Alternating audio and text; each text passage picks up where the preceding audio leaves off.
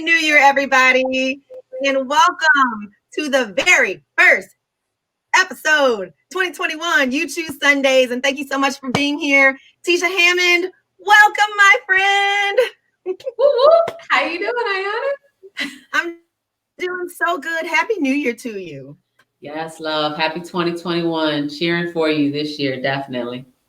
I'm cheering for you as well. Thank you so much. So I have to tell everybody before we just get right into the meat and potatoes, right? I want to make sure that everyone knows how we met. So, you know what? What I should have done is I should have gone back and looked at the actual date because, LinkedIn will tell you. But like so many of my most favorite people these days, you and I met on LinkedIn a few years back. I think we actually connected before I even started my own business. I was still working for someone else and not doing that anymore. And so we've been on this journey together for a while now, and I'm so glad that LinkedIn brought us together. Yes, I agree. LinkedIn has been good to us, and we have been great to it. Now that's the realty right there. Like we're also good for LinkedIn. LinkedIn is not just good for me, y'all. I want to let you know they get my money every month. Okay. We have also been good for LinkedIn. So I am just so thrilled to have you on today of all days, because this is the kickoff for the new year for me and for so many other people. And if we're being honest, we don't want to take some of the stuff from 2020 into 2021. I know I don't. 2020 was, it was difficult for a lot of people. But I will also say, for me on a personal level, I needed 2020 in a big way. I did. I needed the solitude of 2020. My family and I were sick with COVID. I needed that downtime, although it was very scary. All of the things that happened in 2020 for me personally, I needed all of it, even if I didn't like all of it. And there was a lot of it that I did not like. And so I thought it was really important for us to have this conversation, because I know you're the small business cheerleader. Come on. Okay. And I knew that you would be the perfect person to talk to about this. You're a best-selling author. You're a mother. You came from the corporate world. So I knew that when we talk about betting big, betting on ourselves, really preparing ourselves for the very best us in 2021, I knew that you were the person to talk to. Hey, thank you. I'm happy to do it. So much to say, and I know we have a very limited time, but I'm happy to be here with you. And hopefully what we have a conversation about is going to be a blessing and really impact somebody, especially as we're just entering into this new year where we all get a redo, a start over. We can make U-turns early in the year, and it's okay. And that's the goal, is to what can we do to improve ourselves every day, a little bit every day. That's all I'm asking for. That's what I expect of myself. That's right, a little bit every day. So before we actually get into it, I just want to welcome everybody who's watching, whether you're watching on my personal Facebook or on my company Facebook page or my LinkedIn pages. Thank you so much for being here. Hi, Deborah Elliott. Happy New Year, my friend. If you're here, make sure you leave us a comment. Let us know where you're watching from. And also, if you have any questions as we're going through this conversation, I'm a gabber. Tisha is a gabber. But we want you to be a part of the conversation too. So make sure you leave us your comments. So I just want to start out really quickly, Tisha, by asking you to tell us a little bit about yourself. Tell me about what you were doing before you were the small business cheerleader. And tell me where you're going, where you're headed. All right. So a little bit about me. I am a woman who woke up somewhere 2014, 2015, and really came into an understanding and a knowledge and a real awareness that I had some influence, and that the influence could be used for good or could be used for bad. And either way, there'd be an audience. And, the God in me said, well, first of all, there's no other option. There's only an option to spread good news. So that's what I began to do in 2014, 2015. Now, prior to that, I had been a long-term career as a law enforcement officer and in the world of equal employment opportunity, which is something that I still do today as a business owner. And I enjoyed a career in law enforcement. Let me tell you, I'm the person that believes you don't work for money necessarily, you work for benefits. And being in the government provided a ton of benefits. Believe me, I miss some of those things. However, in 2015, it became clear to me that if I were going to be able to live beyond the limits I had placed on myself and my family, it was going to take me doing something that I hadn't done before. For me, that was developing, growing a business. And I was able to do that, sadly, on the heels of some tragedy, not some, a lot of tragedy, Ayana. And tragedy turned to triumph and really gave me some motivation to fan that flame of entrepreneurship that had been inside of me. And that so many people that I loved prior to 2015 had lost the opportunity to do. And so January 2nd, 2015, I launched my company, Ascent Small Business Promotion, LLC. We're based in Farmington Hills, Michigan. And I launched it with the intent to provide A to Z business launch, build, grow services. And I really tried to be like everything to everybody. Okay, that's not sustainable. So that lasted a while. I was able to work, maybe not well, but was able to keep that full-time position and run my company in a very part-time way for 3 years.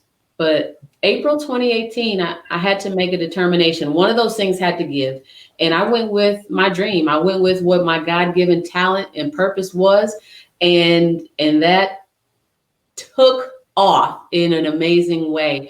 And so I was able to retire at the age of 41 years old, work for myself full time. And there's a whole backstory to that, but God gets the glory for it. And now I just have an opportunity to share the good news of how do you empower and influence your own personal economy and your community? To me, you do that through developing small businesses. And so what I'm doing now is I'm working full time as a business consultant. I call that the small business cheerleader, right? And so for me, I'm working with nonprofit organizations and for-profit companies and solopreneurs who are just looking for, just tell it to me straight kind of guidance. What can I expect when I get out here in this business community? How do I position myself to actually grow? So I do that. Now, somewhere along the way, spent about 18 months writing what is now a best-selling book on entrepreneurship. Yeah. And that is called The Daily Devotional for Entrepreneurs, Your Season to Grow. The foreword was written by my mentor, Dennis Kimbrough. And so I take that into 2021, along with the business consulting, along with this real fun show that I do on YouTube to celebrate entrepreneurs and to continue meeting and supporting and being a cheerleader for wonderful people like you, Ayana. Thank you. And I've been on that show and I appreciate that. And I want to talk about your book for just a second before we go into talking about betting on ourselves and what that looks like and how that looks like and how that happened for you. We talked about your book probably early last year. I can't remember the month. It was months and months and months ago. Okay. It was a long time ago. Okay. And what you said to me was, if you're going to get the book, be serious about it. Make sure you have the time to devote to it, because it is serious. And so I told you that at that time, you know what? I want to give it what it deserves when I get ready to do this. And so I'm really happy to say that I'll be getting my book soon so that I can start doing what I need to do. But what I really want to talk to you about is really betting on yourself. How can you do that? Especially when you think about your experience and how you launched into entrepreneurship, and it came with tragedy, it came with hurt. When I think about how it was that I started my business, it wasn't because I had been, for the first 38 years of my life skipping around talking about I can't wait to build a business. I did not want to be an entrepreneur at all. Anybody will tell you that. I was happy to go to work and get my check, give me my vacation. I will see you on Monday. But I had some things that happened in the workplace too that really stung. They really hurt me, and they really sat with me. And I said, I'm not working for anybody else again because of this. And so when I launched my business, it was through hurt. It was through anger. It was through resentment. And if I'm being honest, it was about revenge at the time. It was.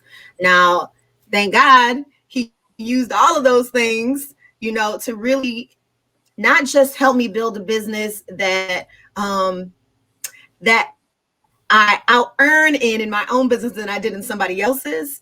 But really it changed me a lot personally too. And so when you talk about betting on yourself, that was not easy for me. It wasn't easy for me because I thought about all of the things that I couldn't do. I thought about all of the experience I didn't have. I thought about, I'm 41 years old, okay? I was talking about not being a good high school student. Who cares? But that was something that was deeply important to me. And so it shaped who I was. And I thought that I wasn't smart enough to do some of the things that I do today.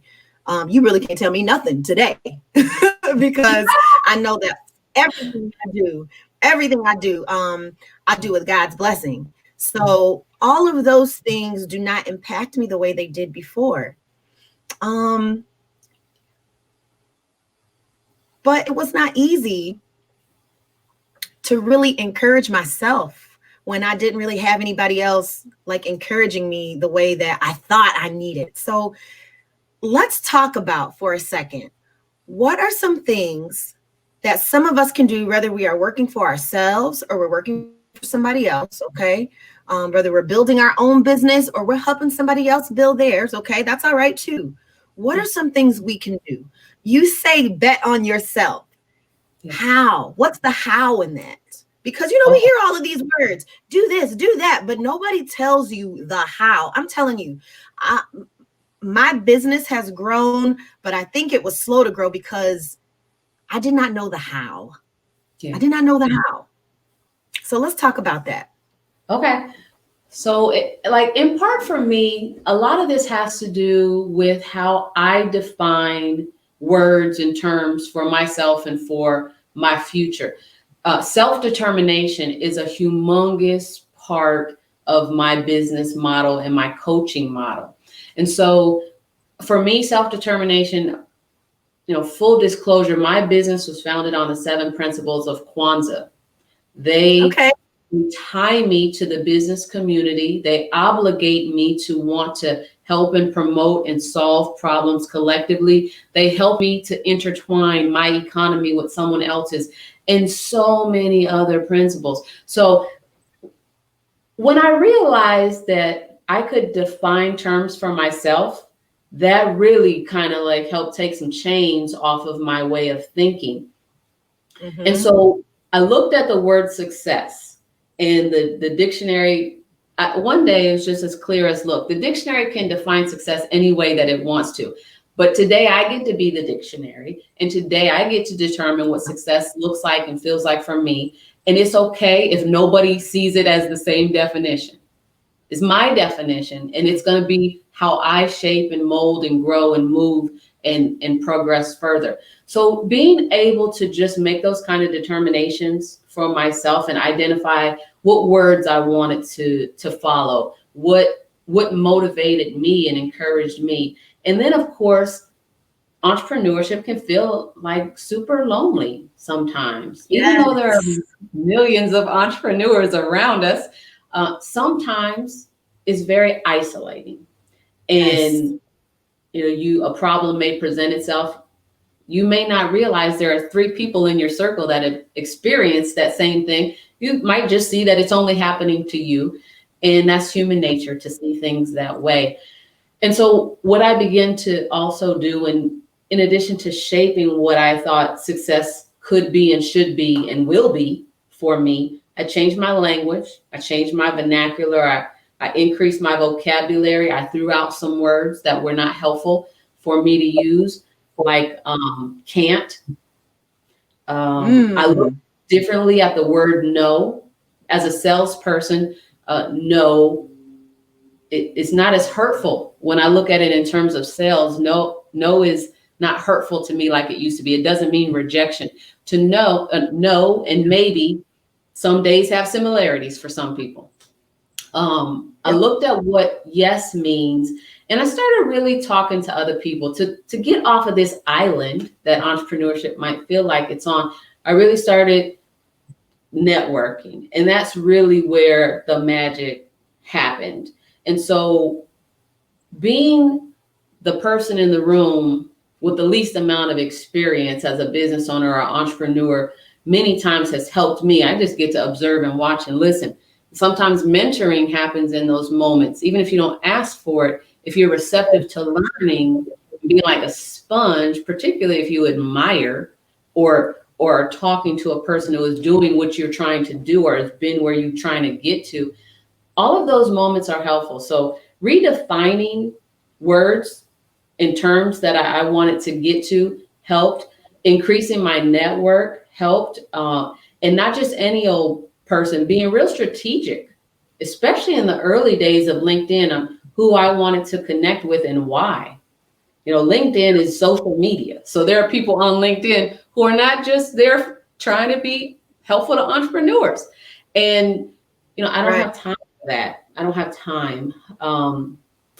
Some other ways that I have really considered how and what do I do to bet on myself and encourage my clients, my friends, my family to do that is really first of all being okay with myself. Who am I?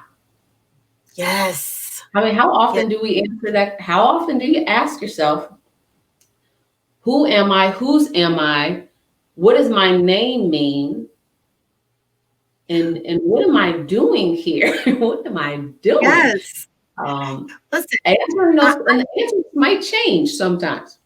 So I just want to interrupt you for a second, because this is why I enjoy not just doing this show, but doing this show with the people who I choose to do this show with, because there's so much alignment there. I had to think about all of those things, not just when I started my business, but when I decided to keep going. Because people don't know this, but early on, I had another opportunity. I had an opportunity to work for someone else. It would have been really great money. But man, after, I started working when I was 15 years old. And after working for somebody else, for half my life, more than half my life at this point, I realized how freeing it was to just be myself. And you might think you're being yourself at work when you work for somebody else. But there are some pieces of yourself. I know for me, I'm speaking for me. There were pieces of myself that I had to hide, that I kept hiding when I started my business, because I really just did not know how to be in my own skin in professional settings. I just didn't. I have people who have known me for years who will now say, you seem like such a different person. No, you just didn't know me. You didn't know me. So when you talk about like really having to know who you are and whose you are, and then moving forward, that had a lot to do with my business success and betting on myself. When I think about betting on myself, I think about, why would I bet on myself? And you can't answer that question unless you know what you're bringing to the table. Okay. Yeah. Unless you see your value. If you've determined that you have a value, that you understand that self-worth is different than self-image, and that time has value, all of those play into how do you bet on yourself. For me, I've become the type of woman, I didn't start out this way, but I've become the type of woman that when someone says, why you? Why not me? Why not me? You tell me wrong. Why not me? And I love to have a very healthy debate about the word expert, about the words success. I love I just love that we all come with different ideals about where we should be at a certain age in life, Yeah. or where our business should be by a certain age in our business. And all of that is very relative to me. I don't lose sleep over my business is 6 years old. I haven't made my first million in business yet. I am the happiest woman in the world. And you can't buy that. You can't pay me to make me that way. That's in here. And when that flame dies in here, I'm a dead woman, you know? Yeah. That's real. Really, it's the truth. This is not about money. When I'm talking bed, you know, I'm not saying there's a $8 million on the line at the other side of that. I'm just saying, look yourself in the mirror and be like, I am Tisha Hammond. I'm about to take this world. I'm about to lasso this world and take it on a journey with me.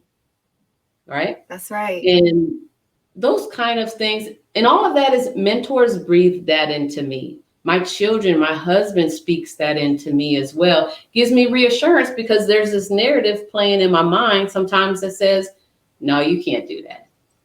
I gotta tamp that voice down every day. And not just me. That's right.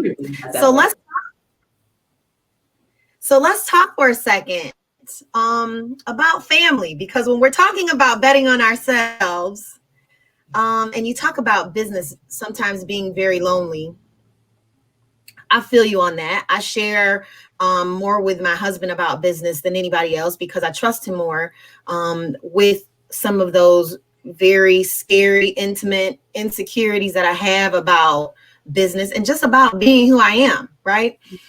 So when you talk about betting on yourself, I know you bring your family along. When I talk about my business in the world, I talk about my business. When I talk about my business in the home, I talk about our business.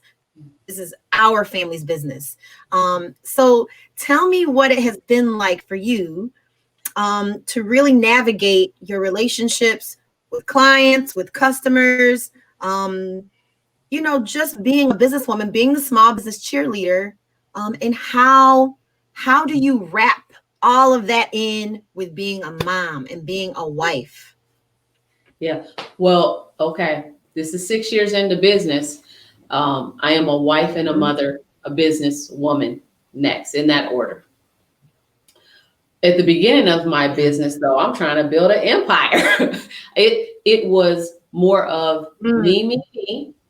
I'm the business owner first, and then I got to try to make time to be the mom and then the wife, and that was out of order and unnatural and unproductive for me. I remember somewhere around the 8th or 9th month of being in business for myself, I must have been on the laptop at like 10 or 11 o'clock at night.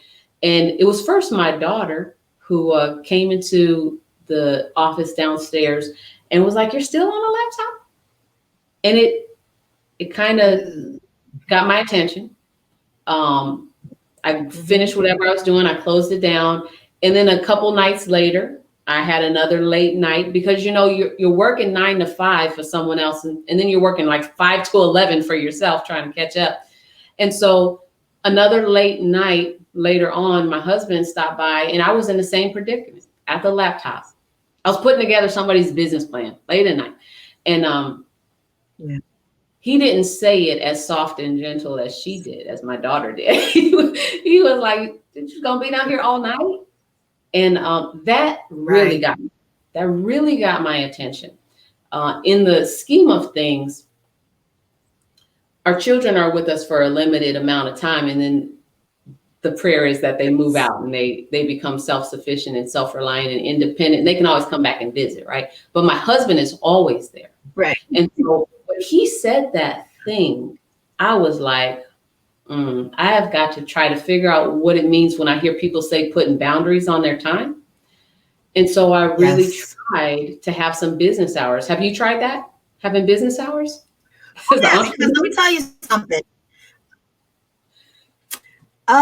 Listen, you speaking right into the depths of my soul right now. I really feel like you just have filleted me and put me on display with everyone because I have been really I struggle with this, and I'm going to tell you why. So I spend a lot of time, thankfully, my husband is home a lot because of his work schedule. Our kids are home because they're doing homeschooling right now because of COVID.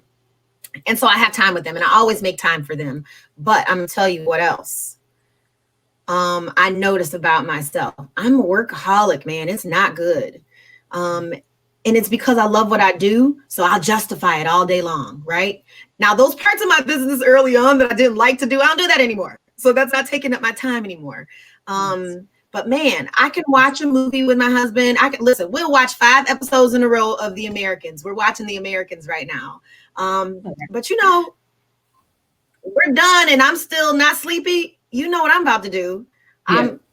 I'm going to do some other stuff too, but I'm also going to make sure that I'm probably doing a little work because I enjoy it. So for a long time, I felt like very defensive about that. Like, you know, well, it's something that I enjoy. It's not work. Well, it is work. You're getting paid for it.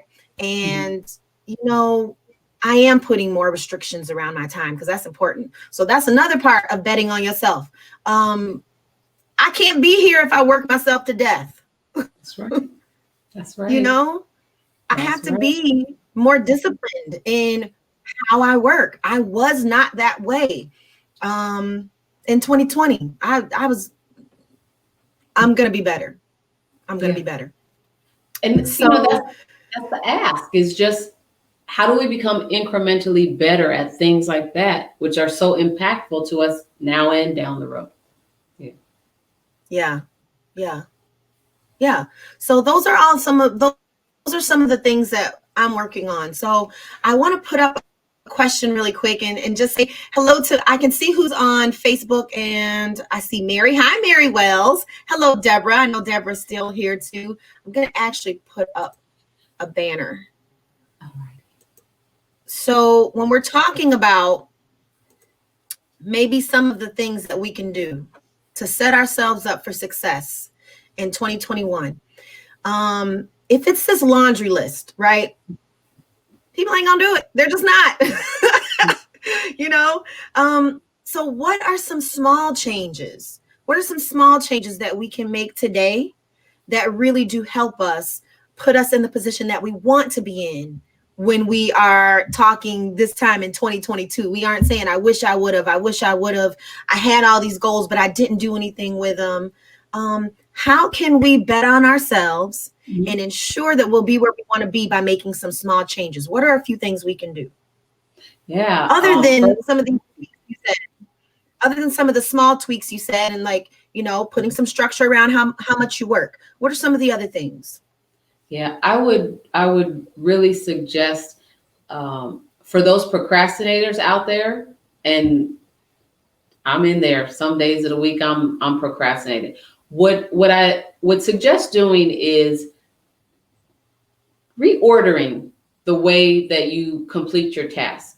Ayana, it was actually that you, through one of your social media posts, introduced me to the book Atomic Habits. And I have read that book and really enjoy the concept of, oh my God, I don't have to change big overnight. I can just do something a little bit today that's better than what I did yesterday. And that compounds on one another. So I would suggest reordering the things you're doing now if the order of them is not working out. For instance, every day I need to pray and I need to exercise. But if I wake up and immediately jump on the laptop, those things consume me that I find in my laptop, which are email, social media, business requests, work that I need to do for my clients.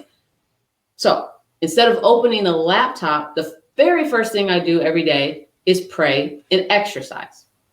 And so reordering the things you already are doing is a great thing without having to make massive change all at once. And then another small step that I would suggest happens with this little tiny devil right here. This smart device is a blessing and a curse, right? If we take advantage of the features that are in our phones, what has worked well for me is it's important for me to limit my amount of time on social media. And when I'm on it, is often very strategic. Either I'm posting or I'm supporting particular posts. I'm engaging. I have an event coming up. I want to share with people. I want to support the other people at the event. I need to learn some stuff, so I need to tune in. However, that scrolling can just go mindless real quick. So I would encourage you to set timer. Use the features on your smartphone that allow you to set a timer on your social media channels. 45 minutes a day. 30 minutes a day, an hour and 45, whatever you think makes you productive, do those kind of things. In addition, I would encourage people to just make a straight out ask for an accountability partner in your peer circle, or a peer circle that you would like to be engaged in 2021. And have maybe an hour conversation every week, 30 minutes every week, that you tell each other what it is you have planned on the horizon to do. Give yourself a time frame to do it. Follow back up and check in the next week or so. See that it's done. If it's not done, well, then there should not be a reward. That might be a less pleasant conversation if that's the kind of accountability that you want to be held to. Some people might just want to be cushioned and like comforted. Oh, you didn't get it done. Some people just might want that extra encouragement. If that's the accountability partner you want, let them know that. let them know what you want from them. And then a final thing that I would say, and I could think of a million things, but in addition to having an accountability partner, I would suggest you have a growth partner. Somebody that wants to grow their business. You got to remember, my mind is on entrepreneurship. So this may relate to things other than entrepreneurship, but I'm going to look at it at this angle. If someone wants to grow their business or their brand, it may be helpful for you to partner up with someone as a growth partner who is trying to accelerate their progress and success as quickly as you are, who is not afraid of being risky. If you're an entrepreneur, it's because you believe there is a reward that's greater than all the risk that you are taking. And so you got to have some risk in these small changes as well. They got to feel uncomfortable sometimes. That's right. So if I can, I want to add and maybe compound on some of those things that you said. So yes, setting time limits. When you think about putting some time parameters around how much you work, especially for entrepreneurs, okay? Or those of you who are working for someone else, but who have ambitions to be an entrepreneur, put some time parameters around when you work. And one of the things that has been most helpful to me, because I'm telling you, I'm bad about exercise. I'm bad. Do not ask me for another subscription, y'all. That is not an invitation to come in my inbox. I don't want to do any of that, okay? I'm just telling you, don't do it. But what I do is I have my smartwatch there, and I will set it for 45 minutes, okay? So I'll work in 45-minute increments, and then I'll get up and I have a 20-pound kettlebell, a 10-pound kettlebell, a 40-pound kettlebell, and I'll get up and I'll throw that kettlebell because I know I'm not exercising because I don't like it. Yeah. But when that timer goes off, I know it's time for me to get up and do something. So when you talk about betting on yourself, I want to include health in that, because if you are not here, then it's not going to matter, right? The second thing I want to say, we're talking about some small changes that we can make to help us bet on ourselves. You brought up prayer. So that's really important to me. Like a couple years ago now, I had a hysterectomy. But before I had my hysterectomy, I legit thought I was going crazy. Like I was waking up in the morning, heart racing, panic. I can be a high-strung person anyway. I know that as I'm getting older, I can understand some things about how my body works and how I respond.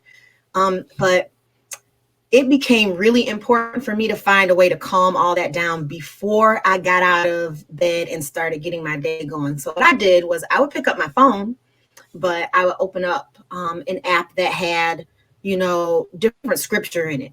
I could remember who I was and what I was supposed to do, and I could get focused on what I needed to do for the day. So really having some form of exercise where I could get some of this stress out of my body, really having a way to get the word into my spirit so that I could really move the way that I needed to move, both physically and figuratively. And then the other thing that I really needed to do was, man, my sleep. I needed to get serious about sleep also. I do not like this rise and grind mentality. I don't like it. I don't like it.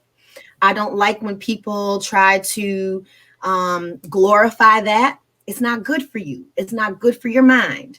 I don't want to rise and grind. I want to rise and get out of bed and get a hot shower and take a walk and, have some coffee. I want to do a lot of stuff before I start grinding because my grind is serious. I'm serious about what I do. So those are some things that I want to add. And before I ask some of our audience, some of the small things they do, and please let us know if you have some small things that are working for you to help you be your best in 2021. I want to hear it. But the other thing I want to say before I turn it back over to you, Tisha, for me personally, one of the things that I wanted to do in 2021, when you talk about betting big and betting on yourself, is I write. I write a lot. I write almost every day, and I write for other people. I ghostwrite. I do a lot of PR and media pitching for folks. That takes a lot of writing, is getting somebody's story out there. But in 2021, I said, I'm going to get an agent. I'm going to take the time to find an agent because I'm going to write for me. And it's going to be something that I think will be helpful to the world. So when you talk about betting on yourself and doing small things, pick something that is specifically for you this year. It's just for you. It's for you to get done. Look at all the things that you do every day. When Tisha, when you're saying it's the email that takes you away, it's the social media that takes you away. Maybe it's these little conversations that take you away. I don't know what it is. Figure out what you are doing every day. Write it down. Okay. Yep. And then get serious about what is actual work and what you're doing to make yourself feel busy, because it ain't the same. It's not the same. I could spend 45 minutes every day if I wanted to, just looking at emails. Why? I ain't got to do that. I'm going to go 5 minutes, whoop, and then I'm going to get to work. So we have to be disciplined when we're talking about moving with purpose in 2021. You have to be disciplined. So it's a word people don't like, but it's necessary.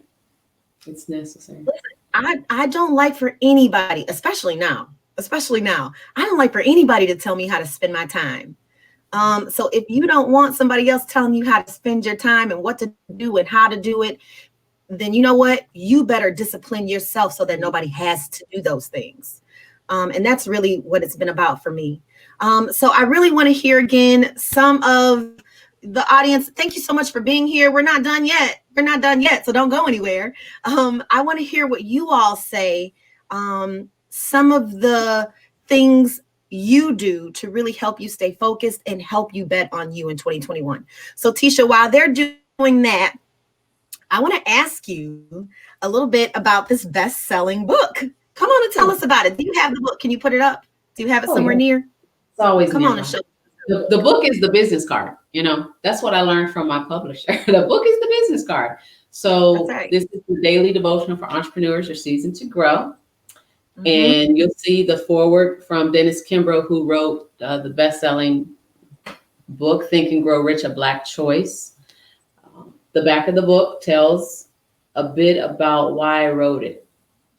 To me, God is the original entrepreneur, and it made sense. So like you as a writer, I have tons of content. I have tons of books that I've started to write, but it was important for me that if people want to know the real me, the authentic Tisha, the who I am right here 24/7, and not just who you see on social media or who I allow you to see when we're together at events, it was important for me to put out a book that explained to people who I am and why I am the way I am. And that was putting out a book that was Christ-centered. So this daily devotional for entrepreneurs is a 12-week guide to faith-based, profit-first entrepreneurship. And the reason that I wrote it is because I found in my clients and in myself, I was feeling like this controversy, like this contrary mind that I'm a Christian. I can't make a lot of money because money is the root of all evil. But that's not what the word says. The love of money is the root of all evil. And so when I, just in conversation and in scripture and in just prayer and meditation and talking to people who care about what I'm trying to do, it became very apparent that it takes funds and financings to make an impact. My goal is to impact communities of color and communities of women in the business community. Money talks, y'all. And it's okay to value your time. And it's okay if a client cannot afford your services. It doesn't mean you have to change your price. Maybe you have to find where your ideal client is at. I could tell you though, this book is business consultation with a faith-based blend to it. And it's the things that I have done and the things that many entrepreneurs who their stories and their quotes are through the pages of this book, what they have done and what we believe has worked well for our success. Keeping in mind, success is what you determine it to be. And it's a book that's been a great blessing. Took about 18 months to write, and I'm interested and excited to put out book number 2 one of these days soon. Well, I'm excited for book number 2, but I'm excited to get my book number 1, okay? Because I have some work to do. Now, listen, I'm going to put up a couple comments, but then I want to ask you something. So let me just, and again, you guys, thank you so much for joining us on a Sunday afternoon. No matter where you are, whatever state you're in, whatever platform you're on, I really appreciate you. This is so fun for me. It's so joyous. I don't want to do anything that I can't do with joy. So I love this. Okay, so let's show some of these. Some of them are long and I don't know how they're going to show up on here, but let's give it a try. So Tiffany Hill Allen. Hello, Tiffany. Tiffany says, this is what she did. She says, I wrote affirmations. Each one consists of 3 components: my mission, the mindset I need to accomplish it, and the movement necessary to make it happen. I see purpose, moving on purpose, not just willy-nilly. I'm going to get up, I'm going to post, I'm going to do this. No, man, no. You need purpose, you need a mission, you need to move, you need a map. Otherwise, you're playing around. And I got time. Tisha, you got time to play around? You got time? Oh, no, I don't. No, not for that. Neither do I. Okay. Mary Wells. Hi, Mary Wells. Mary says, sit down in God's presence, write down what you hear and take action. Our businesses are God. Doggone it, Mary, come on. She said our businesses are God's businesses. That's what's up.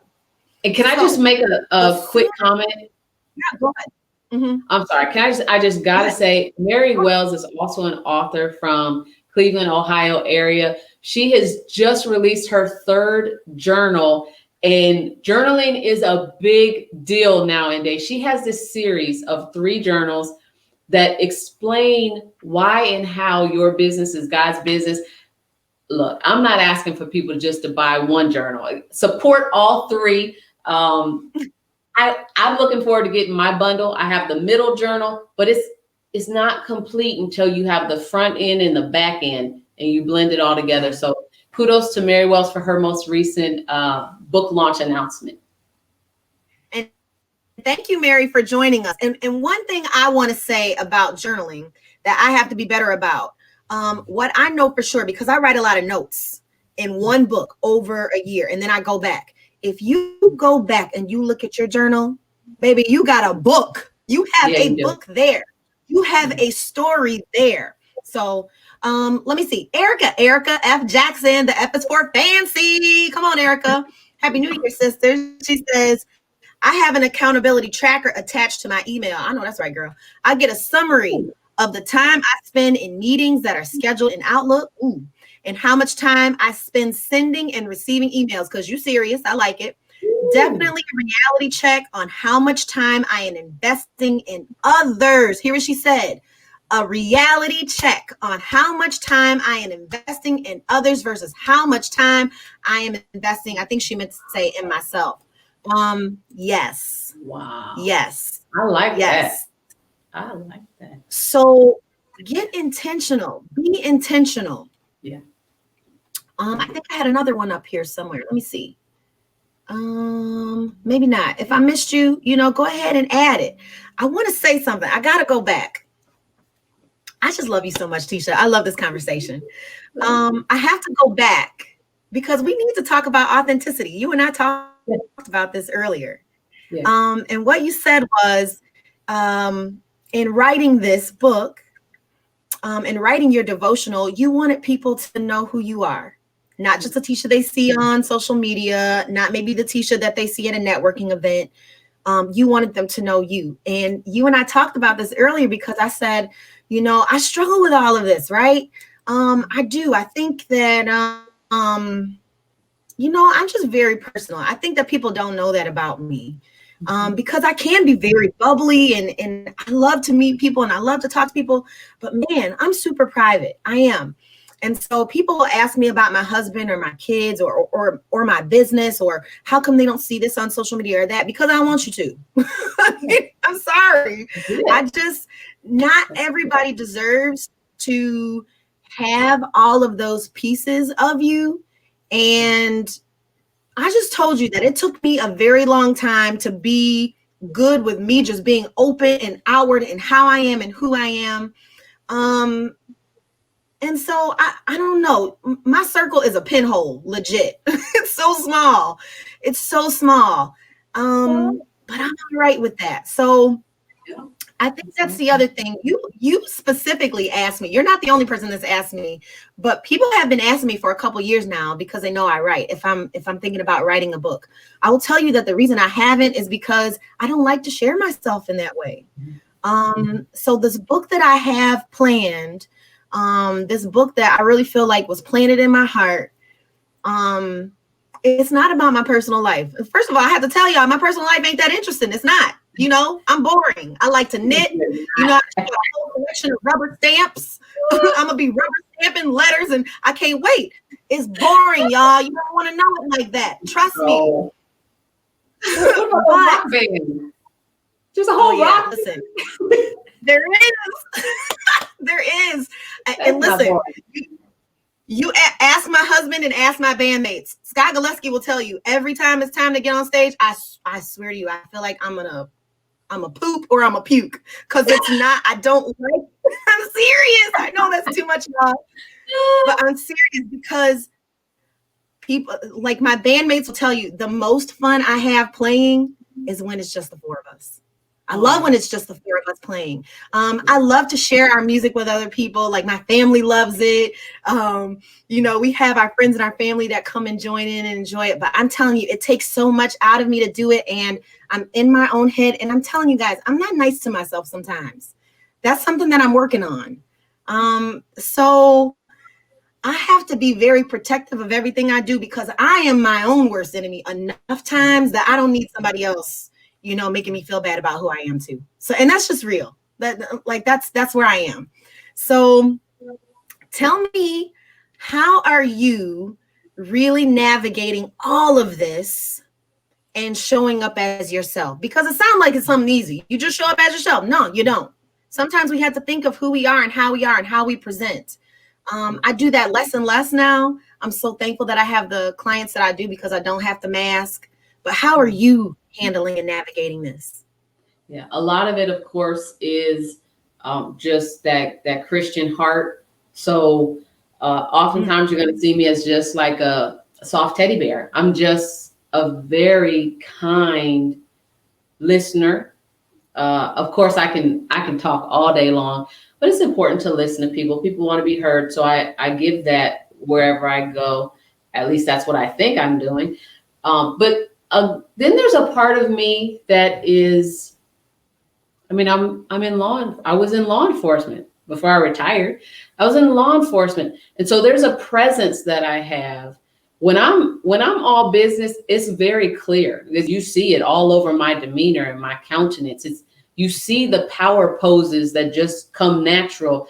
And a lot of the way that I show up, Ayana, actually has to do with the color of the clothing that I wear, the color of my lip, the jewelry choices that I make, and whether I'm in pants or high heels. All of that plays a role in how I show up and how I feel when I'm delivering something. If it's a keynote, or if it's me facilitating a networking event, or if I'm just sitting at a table having lunch with someone, that all plays a role into who I am. And of course, because I am a wife and a mother, that plays a role into how people see me, outside as well. I can't just do and say everything I want to do. It all comes back to my family. So people won't see me. I love when people can be who they'd like to be on social media, but I also understand there's a disconnect between social media and reality. You're not going to see me on social media unless someone snapped a picture I didn't want. You're not going to really see me undone.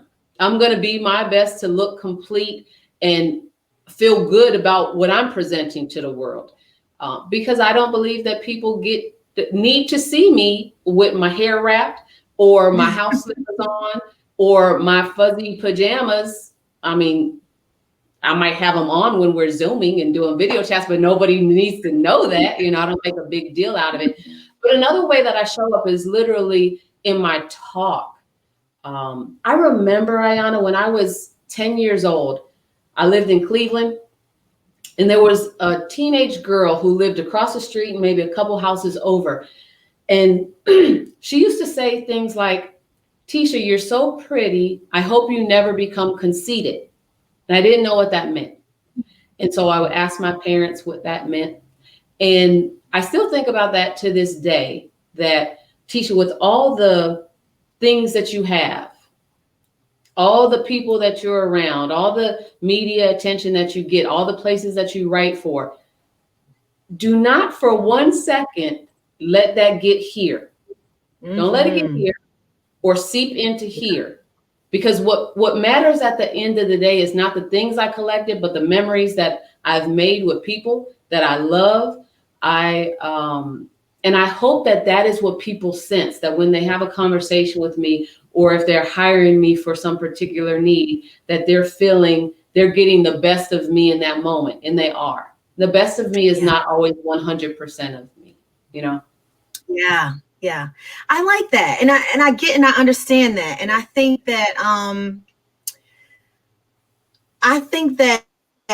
the folks that I work with intimately, I do a lot of work that is intimate work. It's hard work. It's work that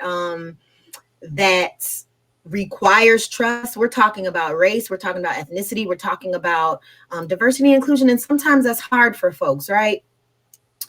And I think because maybe I don't present on social media a certain way, I don't know how people think I'm supposed to present, but they don't know what they're getting until we start working together.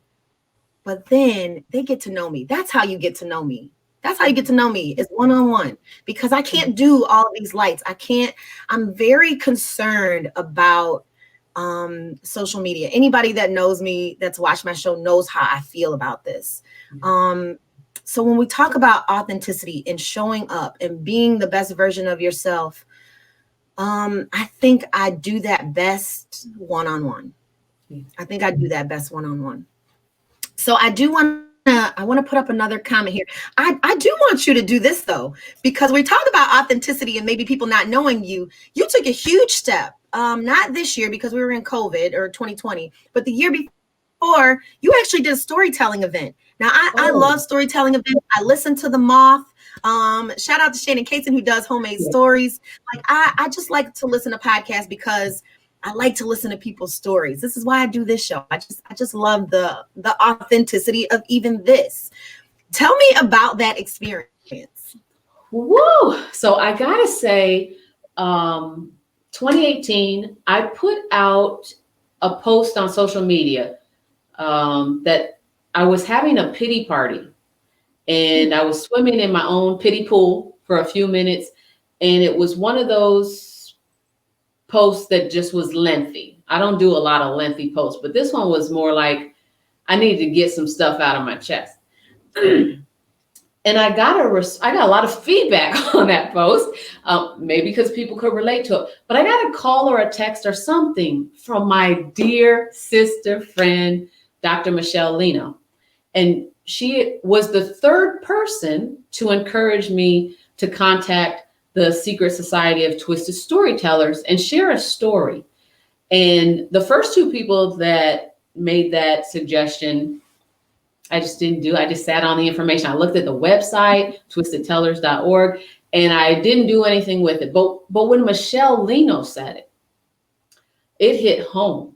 And so that day I contacted and made contact with the executive director, Satori Shakur, through the website. So I have a story to tell, and we got into conversation. And she's a storytelling whiz, a coach, and she helped me and a group of other storytellers for an October event. The theme of the show was betrayal and trust.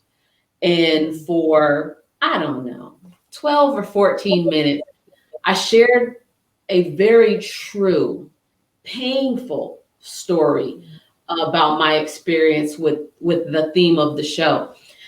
And it was so therapeutic, to tell you the truth, to get that story out of my chest. It's available on YouTube. And if you look up Tisha Hammond, Twisted Storytellers. And after that experience, I contacted Satori Shakur, and I said, I got to be a part of this organization. I don't just want to tell a story and that's it. How can I support you? And a little while passed, and I was actually, they were recruiting for board membership in the Society for the Reinstitutionalization of Storytelling. I jumped all over that opportunity, and am very happy to be serving on that board now, helping the world hear and share and heal through the art of storytelling. Yes. Yes. So I think I'm going to be involved in a little bit of storytelling locally here in my own backyard in 2021, which I'm excited about. But I want to put up, because I think that this is perfect for what we're talking about right now before we wrap up. And Deborah Elliott says, when we were talking about authenticity, she says, most stage fright comes from fear of not being perfect. It's not about being perfect. It's about being present. That is what moves people. And that's the truth. Whether that's on stage with lots of people watching, or if it's you looking in the mirror at yourself, right? That's what's important. So when we talk about playing big, betting on yourself, if you could wrap that up, what is something that people need to know about being their own biggest cheerleader? Now, I know you're the cheerleader. You're the small business cheerleader, but everyone sometimes, right? but everyone needs to be their own cheerleader, right? So what's the one thing that anybody who's watching right now, and God bless you all who are hanging in there with us, I love this. What's the one thing you can tell them to do to help them be their own biggest cheerleader in 2021?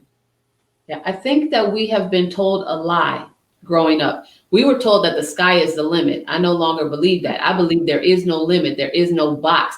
I kick the box down the road. I am not in a container. I am uncontained. I have no boundaries. I have no limits. I serve a mighty, exceedingly good and great God, and I have great expectations. And I believe he's given me gifts and talents and time, a set amount of time to fulfill and complete well the thing that I'm supposed to fulfill and complete well. There is no limit. And I just want to close with something that my accountability partner, Regina Hall, told me yesterday.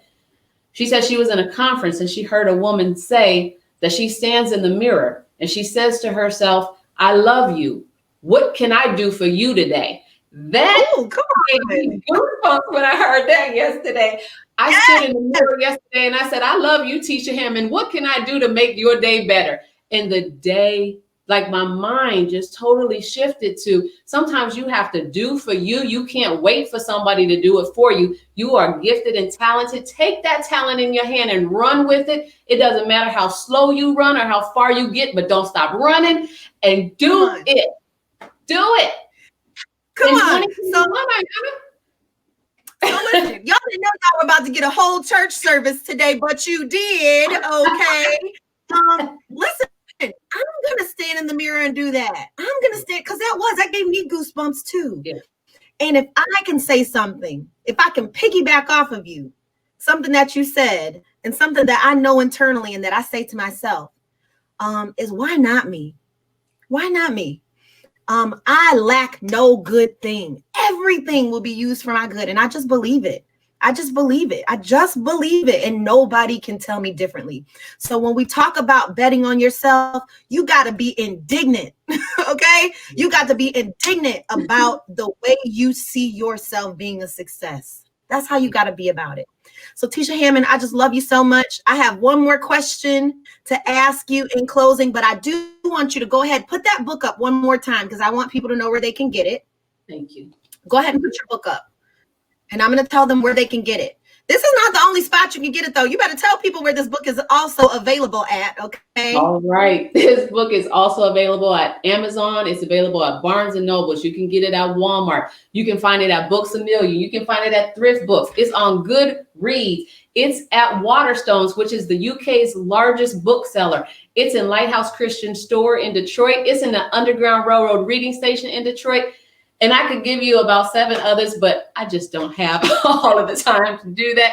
It's everywhere. And if you'll support your local bookstore, you can find it there as well. Listen, I'm geeked for you. I'm geeked for you.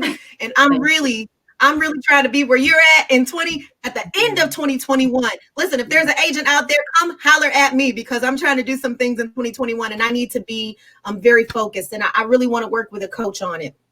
So last thing in closing that I want to say to you, and again, thank you all for being here so much, is this. Everybody, not everybody, but so many people I know personally, every year, they make a New Year's resolution, and we do that to really set us up, right, for the next 12 months of the year, because we're trying to be focused on where we're going. So I want to know if you have a New Year's resolution, I want you to give it to me, if you can, in one word. Absolutely. You ready? 3 ready. letters. What is it? Fit. Ooh. FIT. Okay. Fit. Okay. I cannot have wealth without good health. And so I am determined to get this quarantine 15 off my body and get fit for the long run. Listen, well, pray for me, okay? Because I'm not there yet. And listen, I have to say one more time, y'all, that's not an invitation. No, I don't want to join in the club. I don't, y'all. I love every single one of y'all. I want to hype your business any way I can. But no, I will be eating a donut for breakfast. I'll probably be eating a cupcake for dinner. I'm working on some things. I'm not perfect. God loves me. Okay? That's right. So let me tell you what my word is. I don't always do a New Year resolution. I don't. I wake up in the morning every morning with gratitude, and I'm just asking my Creator to help me in what I need to do. But this year, if I were to call it a resolution, the one word that encompasses how I see 2021, the word is increase. That's it, increase. And so maybe that's about health too, right? I do need to take better care of my body. I look at my body and I say, oh, that's not that bad. But I don't know. The inside of my body is probably straight trash. I don't know. So when I say increase, I mean in every area. Lord, enlarge my tent in every way. Open every door unto me, Lord, and close those ones that are not good for me. That's what I want. So, Happy New Year to you. Happy New Year to you. Yes, a hug from me to you. I am so grateful for our friendship. LinkedIn, thank you for bringing us together. I know we'll see more of each other in 2021. Hopefully, it would be nice for us to be able to see each other in person. I look forward to those times. And for all of you who joined us today, thank you so much. Thank you. I'll be back next Sunday. Don't ask me who's going to be on the show because I don't know. Y'all know I fly by the seat of my pants all the time. But you know what? You love me anyway. I'm going to be better. So to all of you, Happy New Year. Tisha, I love you, girl. Keep doing what you're doing because it encourages me too. And I know I'm not the only one. Thank you. Thank you. God bless. All right, everybody. We'll see you soon.